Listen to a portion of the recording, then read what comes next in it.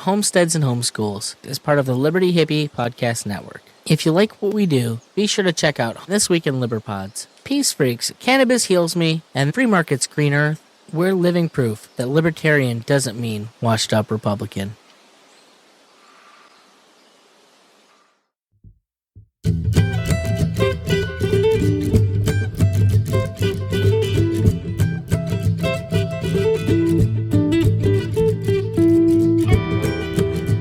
Hey there. What you looking at? Is that me? You looking at the radio right now? That's sweet. That's sweet. Welcome back, everyone, to the Homesteads and Homeschools podcast. If this is your first time, welcome for the first time. I'm so glad to have you listening in and checking this show out. If you haven't already subscribed, go do that now. Hit those buttons, mash those buttons. Make sure you don't miss another episode of this wonderful little pod, and there'll be another one coming out to you on Thursday. It is the last Thursday of the month, so that means I'm going to be telling you a little bit about what's been going on around here. And the homeschool front is rather short, but so much has been going on out there in the gardens and the pastures and all that nonsense, all that good stuff, I guess. However you want to cut it. Anyway, come back on Thursday and hit that subscribe button so you will make sure that you come back. Anyway, my guest today is one Mr. Gonzo, and I had him on. He's doing his thing, and getting his garden going, and just had to talk about. He's got some difficult soil where he is, and he's trying to kind of start from scratch. And we kind of got into that a little bit, how to get things going, how to create usable soil that you actually will flourish with. Something that I myself am struggling with at times where I am trying to grow on sand and or clay. But yeah, check it out. It will be here momentarily. So let's go plant those Liberty seeds with my guest, Mr. Gonzo.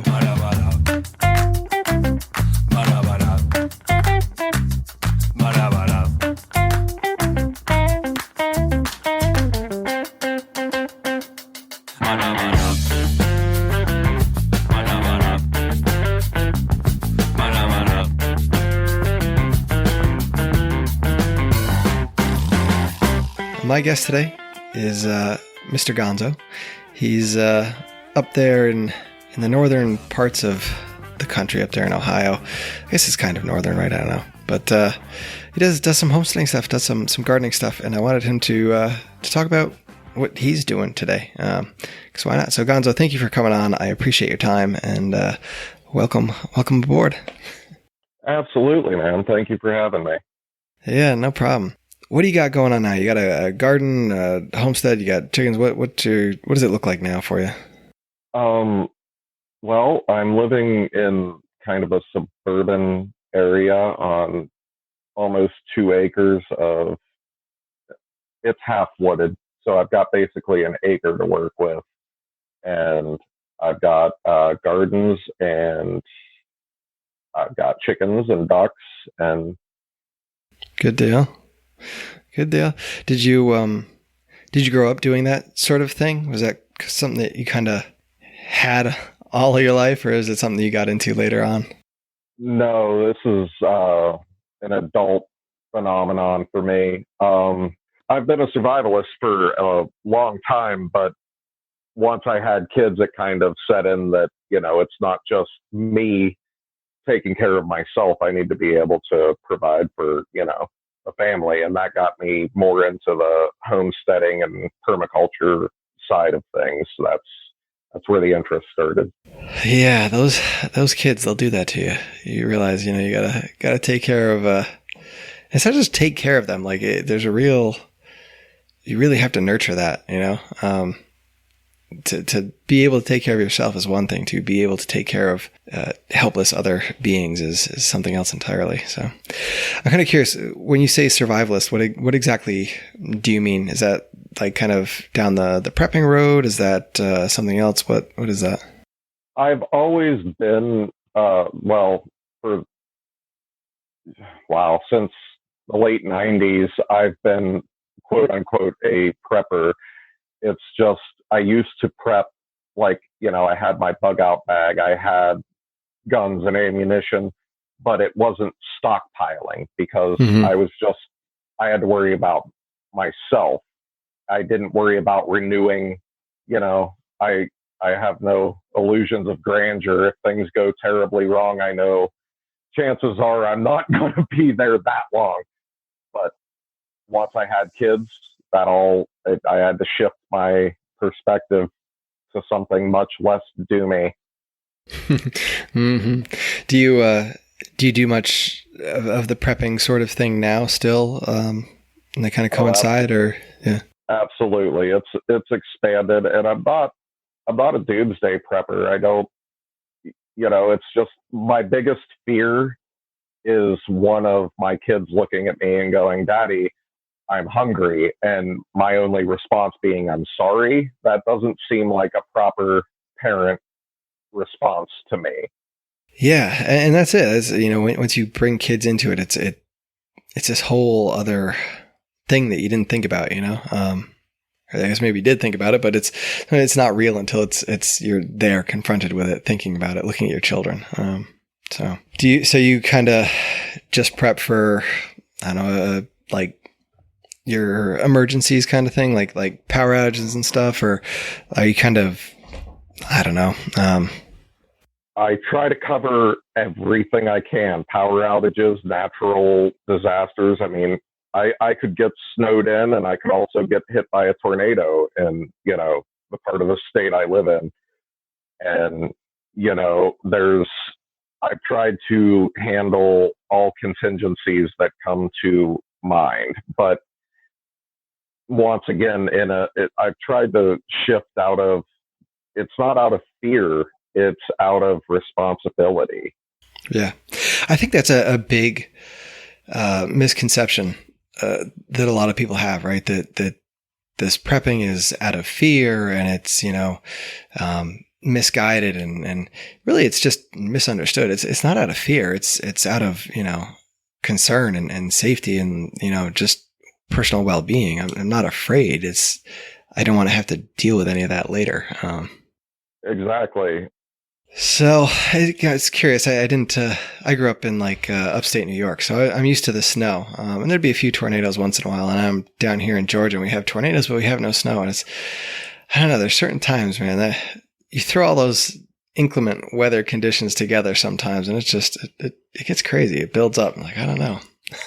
I don't know about all this stuff. It's a special case, and it makes it tough to grow too, because it snowed on May 9th here. Like, I woke up to almost 2 inches of snow, and just, man, I'm supposed to be a lot further than I've been able to get, because it's just been too cold, and I know it. I've lived here my whole life. I could put plants in the ground, but they'd have been dead. Yeah. So when do you start getting plants in the ground? I feel like growing up, it was usually around Memorial Day is when you kind of started really getting things in. You get things in a little bit earlier? I like to have, at least things well established by the time they're supposed to be planted. I've just found it better survival, because the summers get really hot, and you spend a couple of weeks above 90 degrees in June, and your garden it's just scraggly and leggy. Uh-huh. Yeah. That's been one of my biggest challenges, I think, down here, is figuring out what to grow in June, July, August, sometimes September and October, when it's really, really hot out, and just what I grew up doing just doesn't work, so. Yeah, I can't imagine shifting climates at this point. I've been dealing with this for my whole life. I've never had to grow somewhere else. It's one of those things where I can still, during the winter down here, I can grow a lot of all the brassicas and the lettuce and the stuff like that I would up north. I have an extra growing season, but it's just a matter of figuring out what and how. And for the most part, it seems like sweet potatoes and okra are the thing, but I don't know. Okra's not my favorite. No, It's good in soup. It's good in soup. Uh-huh. We have a project going this summer that to extend our growing capabilities. We had a very bad windstorm this spring, and a couple of trampolines in the neighborhood happened to perish in this windstorm. So I talked to the neighbors like, hey, I'll tear that down for you. It's bent, it's ruined. I'll get rid of it. And they're like, yeah, please do that. And I'm going to use the trampoline frames as hoops for a greenhouse. And so that's a plan. Cool. I was going to ask you if you had any sort of like greenhouses or low tunnels or anything like that you use to get out earlier, but it sounds like you're going to. I'm working towards it. My children are young. They're 3 and 4. I have twin 4-year-olds and a 3-year-old. So I've got, it's been a rough couple years, but they're getting to the age now where, you can come outside and see what we're doing and, be cognizant and helpful even, which is cool. Yeah. It's fun to see that sort of take a turn. It's been, we've had that challenge, we have one that's 3.5 right now and he still doesn't quite understand. And he's starting to recognize now, like, this is a plant, and he'll look at you and he'll ask, what am I stepping in? What am I stepping in? And like, he knows he's stepping in something. He knows he shouldn't be there. Right. Yeah. Well, my wife taught the twins last year to recognize the difference between flowers and weeds, and they would help her weed the perennial beds. Nice. It's like ducks. You gotta train the ducks to eat the weeds, I guess, right? Figure it out. Do you guys have perennial beds then? You have a lot, or what do you have in there? Basically, when we moved into this house, it was clay and grass and despair. And using, there was a lot of standing water because the soil didn't drain, and it really wasn't conducive to growing. So the first year, my wife, through reading and luck, came up with they call it the lasagna method, where you layer down cardboard and paper, and you basically compost the beds that you're going to plant. And so that's how the perennial beds happened, was basically trying to reclaim the soil around the house and get some drainage going and amend the soil every year. And yeah, over the time, we've got some really cool plants in there. We found Liatris that we didn't even plant. We found Fritilia, which is really cool looking. It's like a plaid flower that comes up just after the snow melts, and they're really cool. And all this stuff was here. It was just buried under muck. That's crazy. Yeah. That's cool. How long have you guys been there? We've been here for 3 years. Okay. Year 3. All right. Was it like an older house, or was it just? Oh yeah, it's every bit of 120 years old. Right on. Yeah, when I lived in Vermont, I think it was like 1856, 1858, and it was just one of those houses that everybody that lived in it had added onto it, and yeah, exactly. One of the ladies that was there, like at one point, she had it just beautiful like flower beds and stuff, but it just and over time, and they kind of get run under, and then you find them, they pop up, little things pop up here. It's amazing to find some of that. That's what we've found. We've cut back a lot of undergrowth and brush, and there's just beds of lilies, and there's daylilies and the honeysuckle was probably not on purpose, but trumpet vines was what I was trying to say. There's trumpet vines everywhere, and that's not typical for this area. That's neat. That's fun. It's fun. So the soil, is that just your soil up there, or is that because it had been, I don't know, abused over time? Honestly, I would say that where I'm at now hadn't seen fertilizer since, I don't know, the 80s, the 90s. Like, it was just neglected. It wasn't like abused or strip mined or, monocultured, none of that. It's just been a residential neighborhood for 100 years, and gotcha. Yeah, didn't have a lot to work with. Yeah. I've seen that. Did you guys do any soil testing type stuff, or did you just kind of work from the ground up? Yeah, I dug a hole and I noticed that it was closer to Play-Doh than soil. And that was all the soil testing I needed. I've become more into outdoor gardening, but I've always been into growing plants. So I understood what they required and they just simply weren't getting it. Right. Right. So what do you guys amend with then? I know you did the lasagna gardening. That kind of helped some. Do you still adding cardboard and stuff or? Absolutely. Yeah. Usually when my wife decides she's going to take over an area, you'll notice because she'll drag a tarp over it and kind of bake the grass gone. And then the cardboard starts and she'll start mounding up cardboard and weighing it down with rocks that she picked out of her beds and watering it. And she starts composting the area. And, it's kind of a good indicator that she has a plan. Yeah, we still do that. How does it work for you guys? It works. I was shocked. I thought she had lost her marbles. I was like, why is there garbage all over the yard? And she was like, don't question me. I know what I'm doing. And I was like, all right, good enough.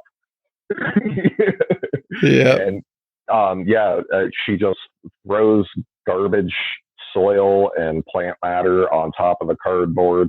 It rots. She adds some more cardboard. And then she had a bed that was probably a foot and a half deep with just this process. And we ended up putting the chicken run there. So she got to move all that soil. And the interesting thing that she didn't dig down, she didn't, and the soil underneath the composting was gorgeous. Like it did leach down, it did break up the clay, and it does improve nasty, neglected soil. I was shocked. Yeah. I know a few people that have done that. We tried it one year. Or kind of the house we're in it used to be an old, not old, the guy that had it before us had cows, so there's a lot of field. And man, the wind came through and just got under the lip of the cardboard and just pulled it right up. And I thought we were safe. I thought we had it all staked down and covered. And nope, there's cardboard flying across the back. I was like, oh, gotta take care of that. But do you guys do any other amendment type processes or anything? Absolute. Peat moss is excellent for it's great for water retention and it's great for breaking up clay. Throw a little bit of peat moss, sand, perlite, and mushroom compost is great. Great stuff for taking the very gross soil and turning it into something useful. What is this mushroom compost? I know you mentioned it before when we were talking, but sure. I don't know what I've never heard of it before. I mean, I guess it makes sense now, but I'm kind of curious what that is and how it's helped or what it's done. All right. Basically, when they grow mushrooms commercially, they grow them in a medium that they only use one time because you have to properly grow mushrooms. It has to be a semi-sterile environment. So they use the medium one time to grow mushrooms. When they harvest the mushrooms, they discard the medium and they take that and they compost it for a year, and then they bag it and they sell it. So fungus uses different nutrients than, our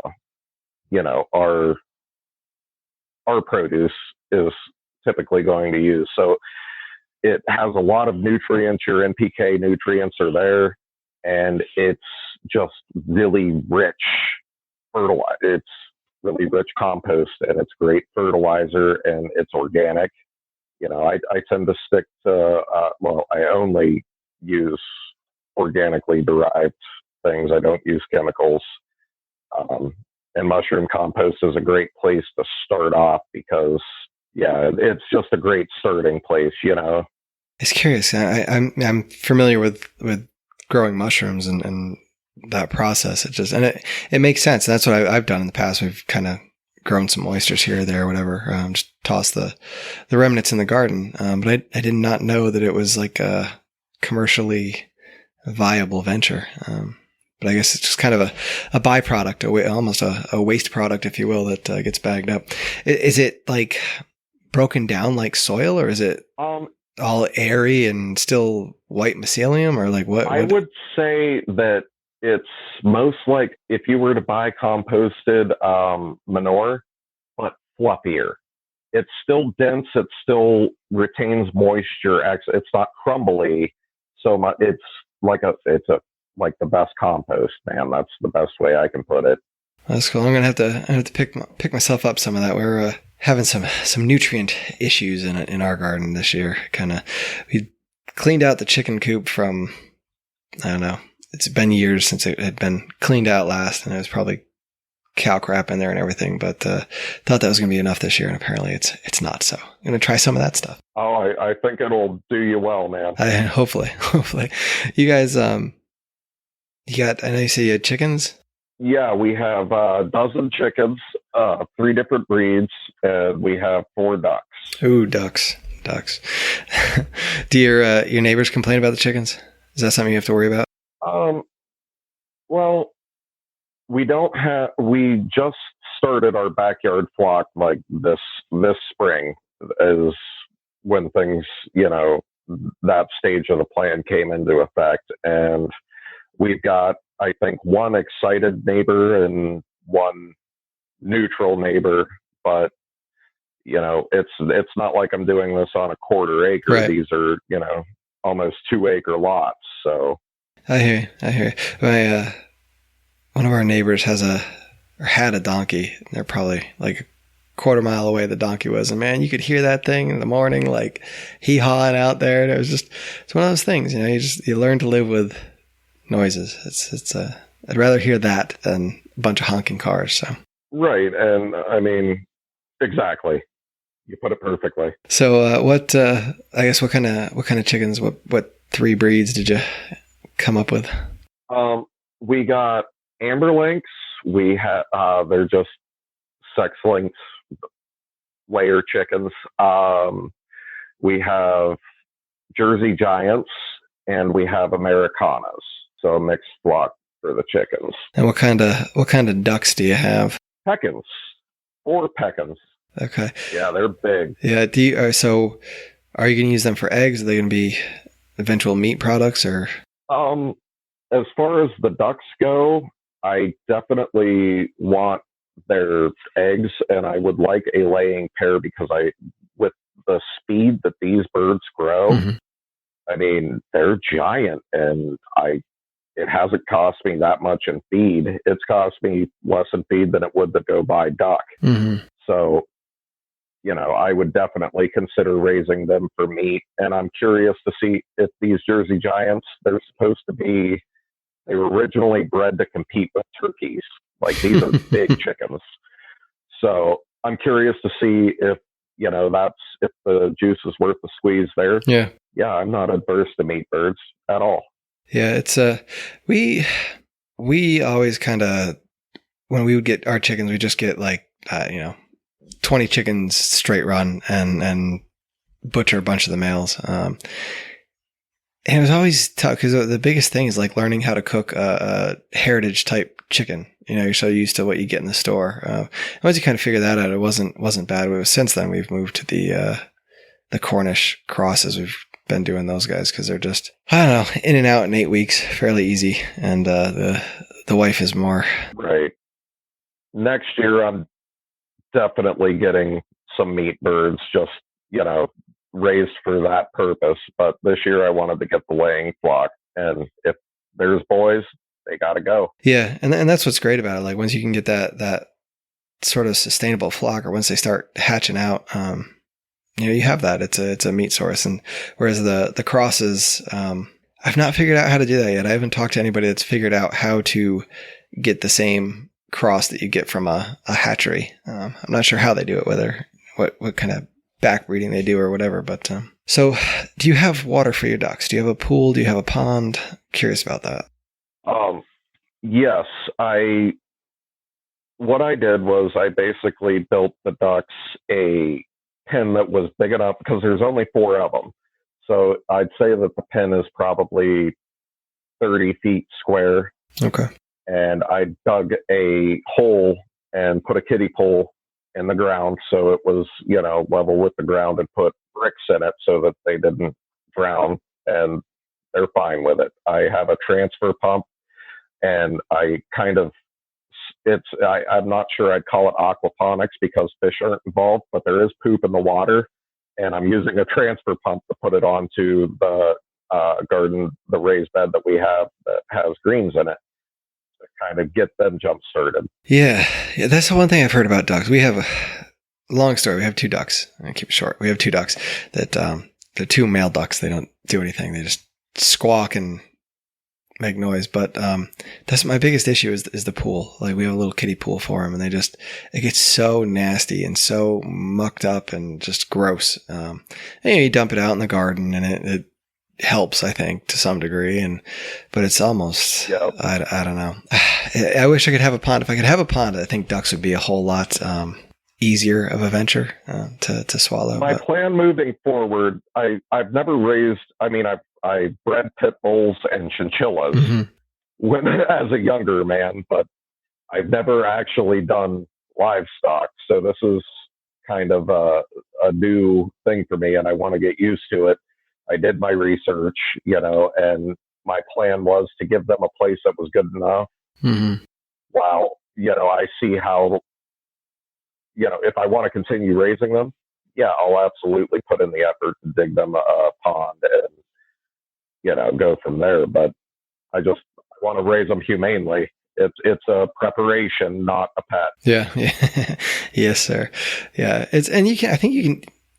I know people that do it with kiddie pools and stuff. For me, it's too much effort, too much work. It is. But the way I flipped that was, you know what? I'll throw a transfer pump at the bottom of that pool and just use it as fertilizer, because that's valuable to me. Yeah. I feed you. What do you do for me? Yep. Yeah. I know. Fertilizer. Yeah. I have to look into that. See if I can rig something up. Do you guys have to deal with any predators getting in your yard then? We have hawks, but the way that the property is treed, they can't really dive.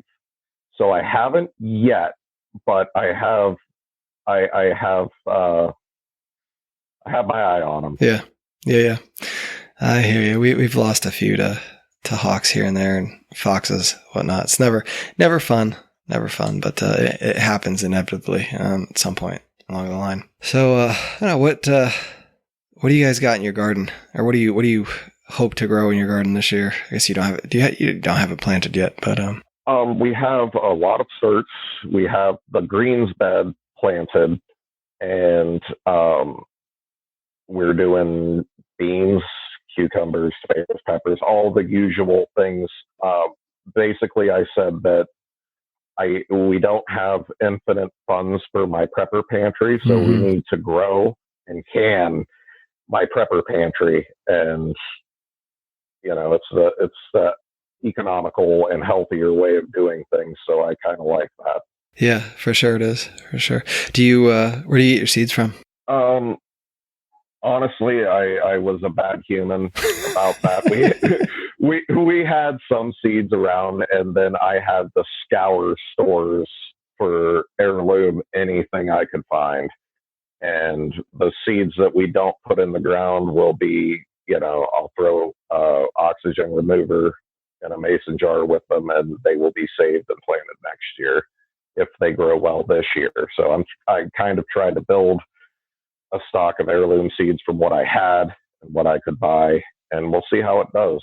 This is early days for it's kind of grand to call it a homestead, but I'm trying to implement homesteading practices and permaculture practices in a suburban setting, because that's what a lot of people have to deal with. And if I can do that and have good results, maybe I can help other people do it, because times are kind of uncertain and people might need that knowledge. Yeah, for sure. And like, you don't wake up one day and have a homestead. It's I think too costly to just pour all that money in up front and jump in with both feet unless like, you have the time to put into that. But most of us are, you're working another job. You got kids running around. There's stuff going on, and it's a slow build. And one day you kind of get there and you realize like, holy crap, I got a bunch of those things, all those little goals that I wanted to accomplish. Look what I've done, and yeah, when you can share it with other people, that's like a beautiful thing, Yeah. And that was, we both kind of decided like, look, I'm tired of talking about doing this. Let's just do it and go buy the chickens, because, I'm not going to build a chicken coop if there's not chickens looking at me, Yep. I've got 3 kids and a full-time job. I'm not a recreational woodworker, but when there's chickens looking at me, suddenly there's that element of, why aren't you out working? Why aren't you, getting this done? And that has been very helpful to light the fire, as it were, to just, work yourself up there and then do it. Yeah. You really gotta, sometimes that sense of urgency, that they create, is what you need to get out there and do it. We got some turkeys now that I have to work on another coop tractor thing for them. I saw you were looking at tractor ideas on your Discord. Yeah, trying. Just so much going on. Our little one is, I don't know. He got into one of the brooder the other day and squeezed a chick to death. And I was kind of like, okay, so we gotta figure this out. What used to work does not work anymore. So, what do we have to do now? But it is what it is, I guess. When we first got the ducks, one of my twins thought the proper way to deal with a baby duck was simply to grab it by the head. Yes. Yep. Yep. Yeah. It's well, and when they're little, they don't realize it quite yet. Like we used to do meat rabbits, and my daughter, who's 7, I think she's 7 now.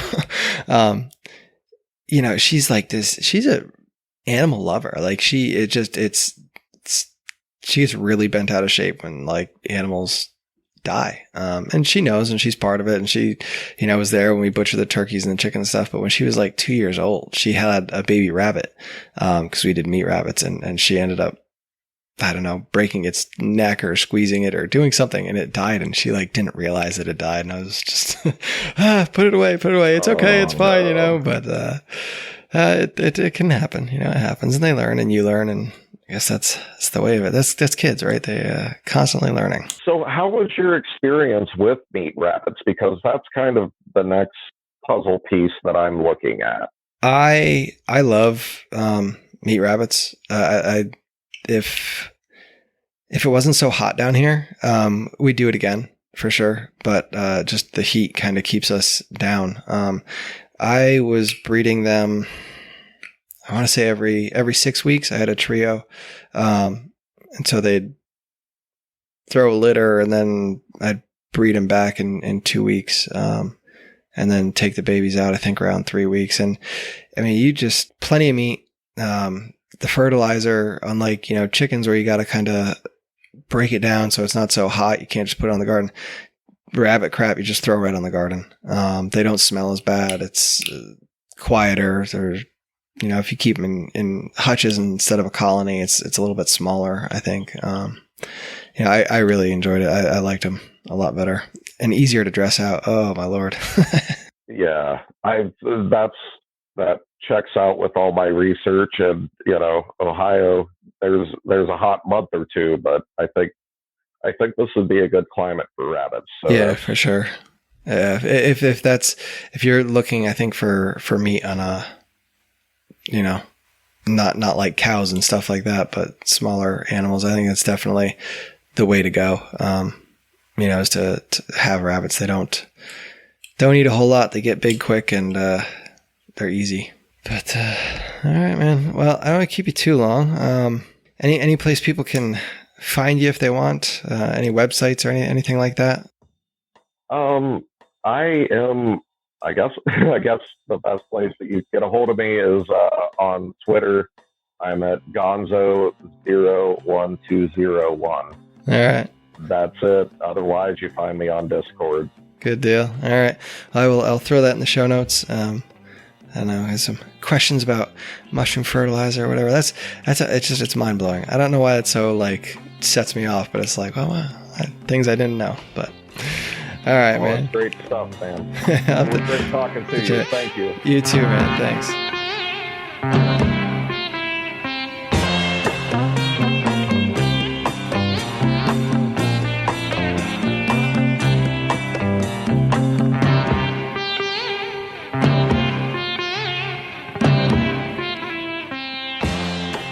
And here I go again, my voice rambling some more by itself. Wonderful times.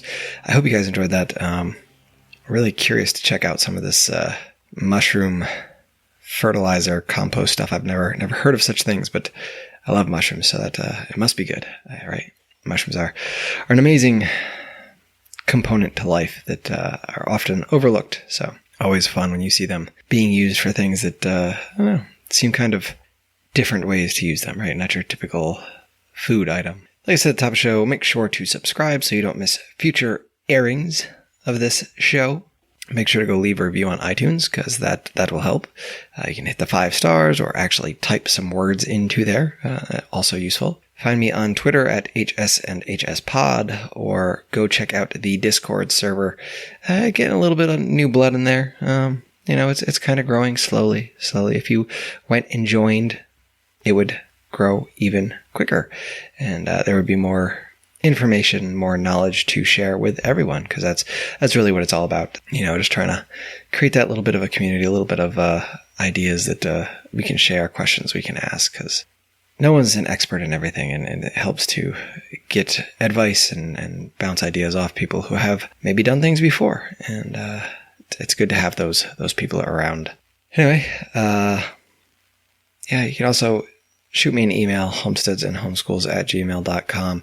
If you have ideas for guests or topics you would like to see covered or directions you want to see this show go, please let me know. So you can go check out on YouTube. I started to upload some videos. Libsyn always kicks it over, but the last 2 I actually have put the video interview up. So go check those out if that's your thing. And if not, that's cool too.